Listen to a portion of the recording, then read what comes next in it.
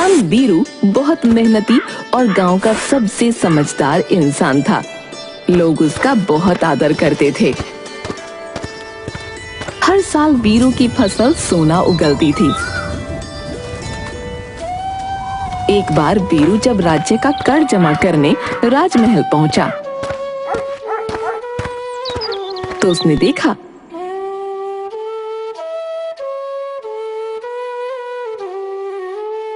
महाराज, राजकोष खाली हो रहा है। हमें प्रजा पर और कर लगाने होंगे, वरना हम दिवालिया हो जाएंगे महाराज। परंतु कैसे? प्रजा पर और बोझ नहीं डाला जा सकता। आखिर हमारी फसलों से पैसा क्यों नहीं आता? महाराज, ज्यादातर खेत बंजर हो गए हैं, वहां हल नहीं चलाया जा सकता।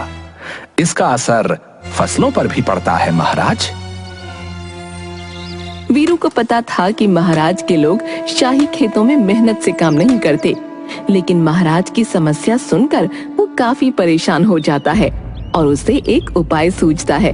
वो कहता है, महाराज, मैं आपकी समस्या का समाधान कर सकता हूँ।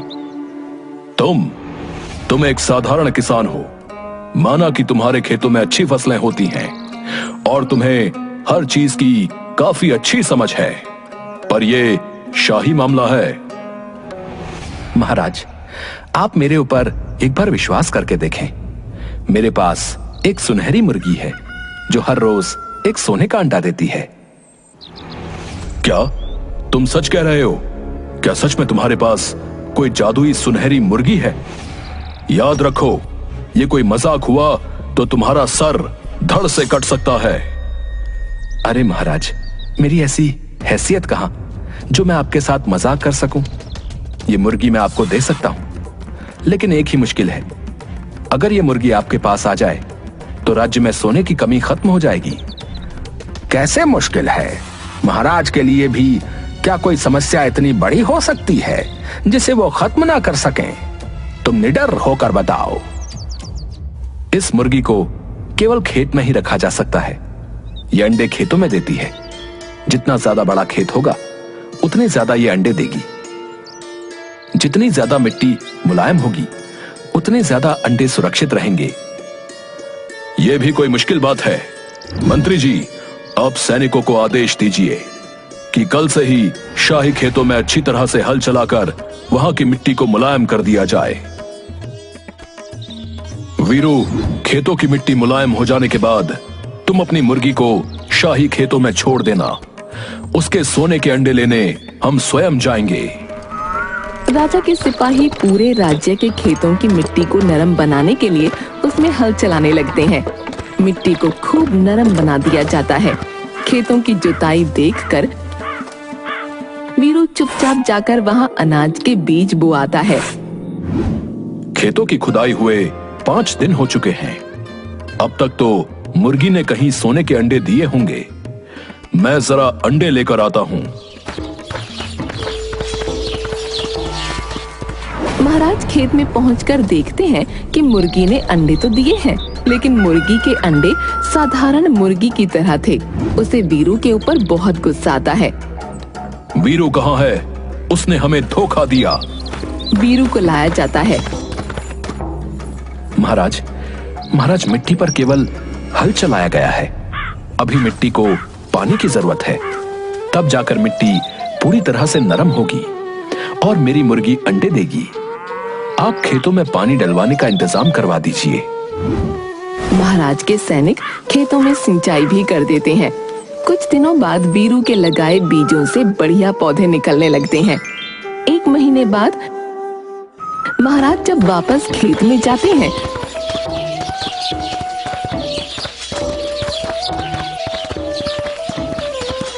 तो उन्हें मुर्गी के अंडे तो नहीं मिलते, लेकिन चारों तरफ खेतों में हरियाली दिखाई देती है। वो फिर से वीरू को बुलाते हैं।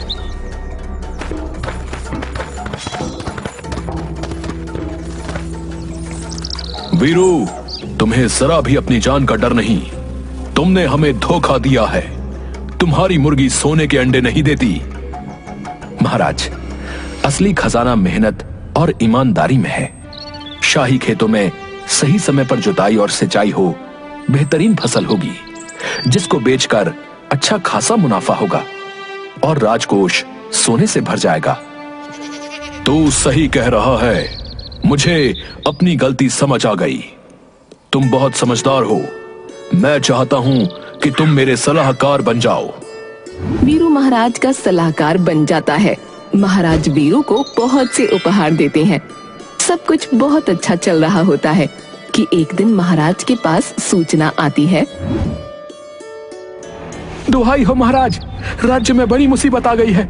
काली नाम की एक जादूगरनी राज्य में घुस आई है और जो उसकी बात नहीं मानता वो उन्हें पत्थर का बना रही है। मैं तो जादू से वैसे भी बहुत डरता हूं। वीरू, तुम्हारी परीक्षा की घड़ी आ गई है। बताओ, राज्य की प्रजा को बचाने के लिए हमें क्या करना चाहिए? महाराज, आप चिंता न करें, मैं खुद उसके पास जाकर उसका सामना करूंगा। वीरू गांव में बनाए गए काली के जादुई महल में जाता है। काली, तुम एक शक्तिशाली जादूगरनी हो। मैं जानना चाहता हूं कि तुम हमारे गांव में क्यों आई हो और क्या चाहती हो। तेरी हिम्मत कैसे हुई मुझसे ऐसा प्रश्न पूछने की? ये सारा ब्रह्मांड मेरा है, मैं कहीं भी जा सकती हूँ। मेरी शक्ति को कम मत समझ। तू गांव वालों को डराकर पत्थर बनाती है, उन्हीं से तेरा अंत होगा। तू इन सीधे गांव वालों पर राज्य नहीं कर सकती। वीरू गांव वालों को एकजुट करता है और सब मिलकर काली के महल पर पत्थरों से हमला कर देते हैं।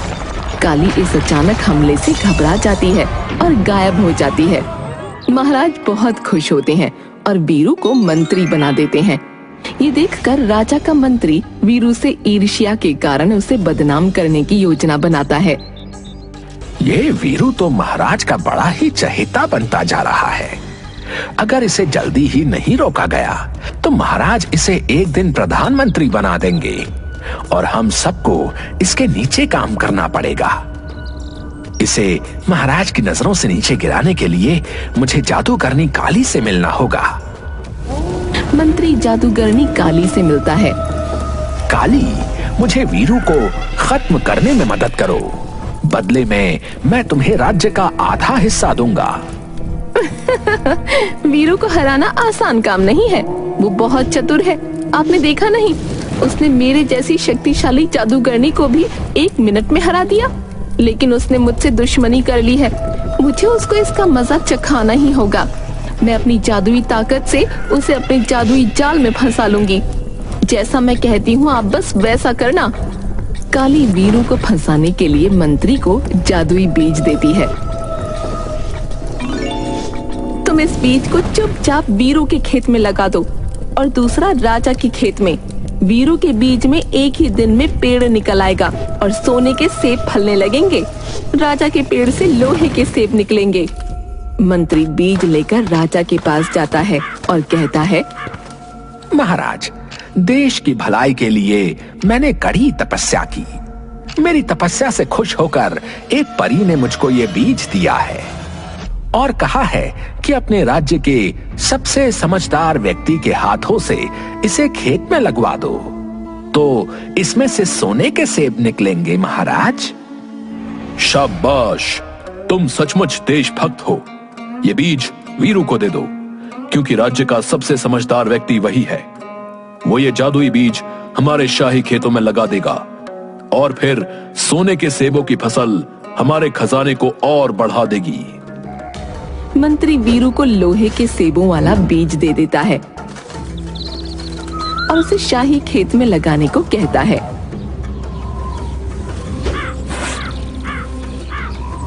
और खुद सोने के सेब वाला बीज वीरू के खेत में लगा देता है। कुछ दिन बीत जाने के बाद वो वीरू के सेब के पेड़ से एक सोने का सेब तोड़ता है और बाकी सब उसके खाट के नीचे छुपा देता है। फिर राजा के पास पहुंचता है। महाराज, काफी दिन हो गए हैं। मेरे जादुई बीज में से तो अब सोने के सेब निकलने लगे होंगे। चलिए, आपके शुभ हाथों से ही पेड़ में से सोने के सेब तोड़ते हैं।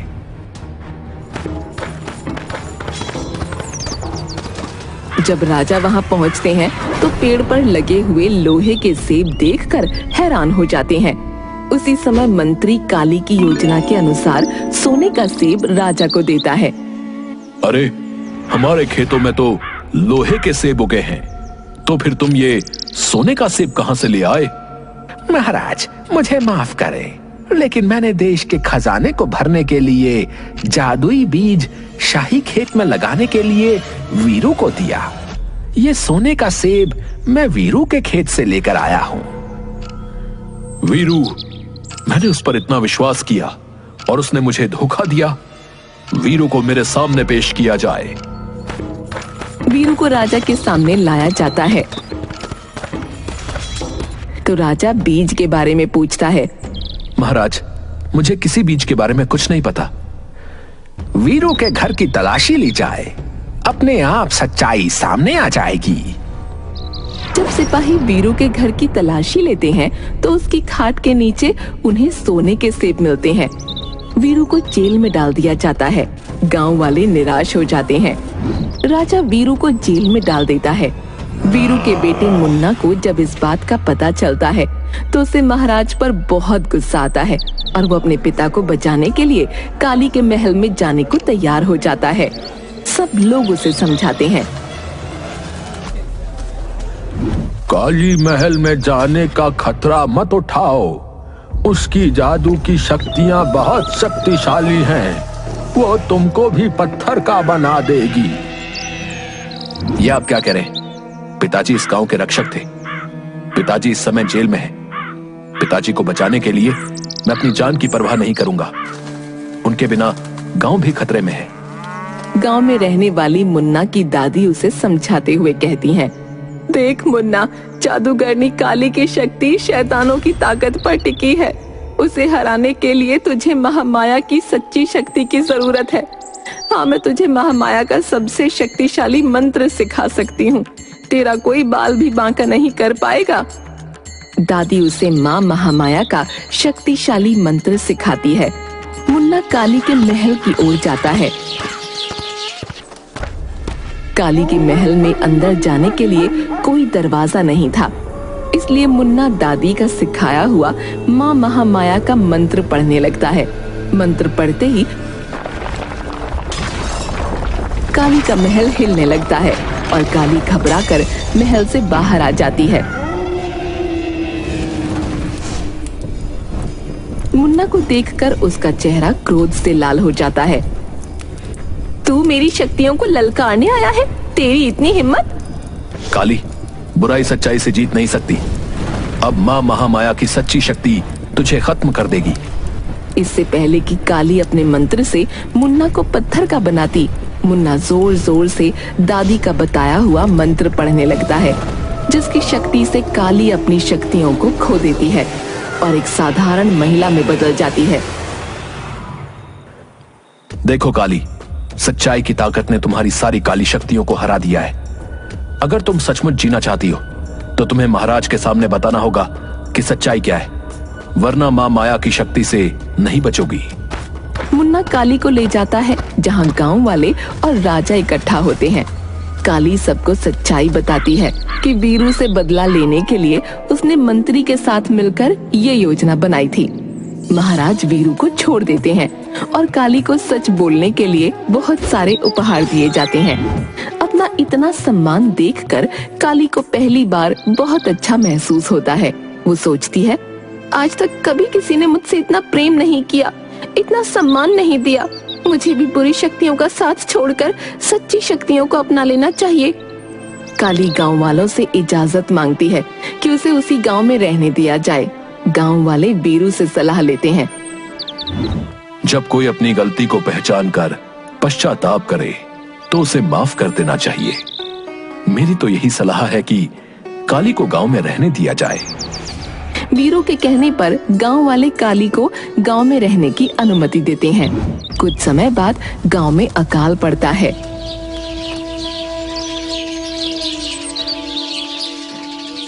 बारिश होने के कोई आसार नहीं दिख रहे हैं। हमारे पास कोई उम्मीद नहीं बची है। अब तो कोई ही अपने जादू से हमारी जान बचा सकती है। मैंने अपनी जादुई शक्तियों को कभी भी उपयोग न करने की कसम खाई थी। अगर मैंने ऐसा किया तो मुझे अपने एक अंग का दान करना होगा, लेकिन अब इस गांव के लिए मुझे अपने जीवन का एक बड़ा त्याग करना होगा। काली गांव के प्राचीन मंदिर में जाती है और अपनी जादुई शक्तियों का उपयोग करके बारिश लाने के लिए एक अनुष्ठान करती है। बारिश होते ही काली अपनी आंखें खो देती है। काली मौसी, आपने हमारी जान बचाई है। हम कभी भी आपके बलिदान को नहीं भूलेंगे। मुझे खुशी है मेरी जिंदगी किसी के काम आई। अब मैं समझ सकती हूँ कि सच्ची खुशी प्यार, दया और त्याग में है, और ये गांव मेरा परिवार है। एक दिन गांव में अजीब घटना घटती है। काली जब गांव वालों को जादुई शक्तियों का प्रशिक्षण दे रही थी, मुन्ना दौड़ते हुए आता है और कहता है, काली मौसी, जंगल से एक अजीब प्राणी आ रहा है। तभी गांव में एक बड़ा आधा पेड़ आधा जानवर जैसा दिखने वाला आकार पेड़ों के बीच से निकलता है और वो बहुत क्रोधित लग रहा होता है। अरे काली बहन, ये तो वनदेव हैं। वो कभी हमारे गांव के पास नहीं आए। मुझे दिखाई तो नहीं दे रहा, लेकिन महसूस हो रहा है कि उन्हें हमारी मदद की जरूरत है। गांव वाले वनदेव के सामने इकट्ठा होते हैं। वो गुर्राता है और टेलीपैथी संदेश भेजता है। काली उसे समझ लेती है। काली वीरू से कहती है, वीरू भाई, वनदेव कह रहे हैं कि क्योंकि मैंने सच्चाई का साथ देना शुरू कर दिया है, बुरी शक्तियां मुझे खत्म कर देना चाहती हैं। मेरे ऊपर जादुई शक्तियों का काला बादल मंडरा रहा है। काली बहन, तुमने हमेशा हमारे गांव की रक्षा की है। हम तुम्हें कुछ भी नहीं होने देंगे। हम तुम्हें तुम्हारे ही जादू की सहायता से बचाएंगे। हाँ पिताजी, हम कई मौसी के सिखाए हुए जादू से कांटे बुनकर हम उन शक्तियों को रोकेंगे और पेड़ों की बेलें हमारी सुरक्षा बढ़ा देंगी। गांव के लोग काली के सिखाए जादू का इस्तेमाल करते हैं और जमीन में से तरह तरह की बेलें निकलकर एक दूसरे से जुड़ जाती हैं। लेकिन जैसे ही रात होती है, बुरी शक्तियां पेड़ की बेलों के जाल से बाहर आ जाती हैं। गांव में अंधेरा होने के कारण वो इधर उधर वार करने लगती हैं, जिससे गांव वाले घायल होने लगते हैं। मुझे अपनी शक्तियों से गांव में रोशनी करनी पड़ेगी। अगर मैंने रोशनी नहीं की तो वो बुरी शक्तियां पूरे गांव को शमशान में बदल देंगी। समय आ गया है, मुझे अपनी जान की कुर्बानी देनी होगी। काली आगे बढ़ती है, अपनी सारी शक्तियों को अपनी सांसों में रोक लेती है और उसकी जादुई शक्तियां एक चकाचौंध रोशनी में बदल जाती हैं। रोशनी से घबराकर बुरी शक्तियां कमजोर होकर गायब हो जाती हैं, लेकिन काली जमीन पर गिर जाती है। वीरू एक सच्चा किसान है। उसकी वजह से सिर्फ मैं नहीं बदली, बल्कि पूरा गांव बदल गया।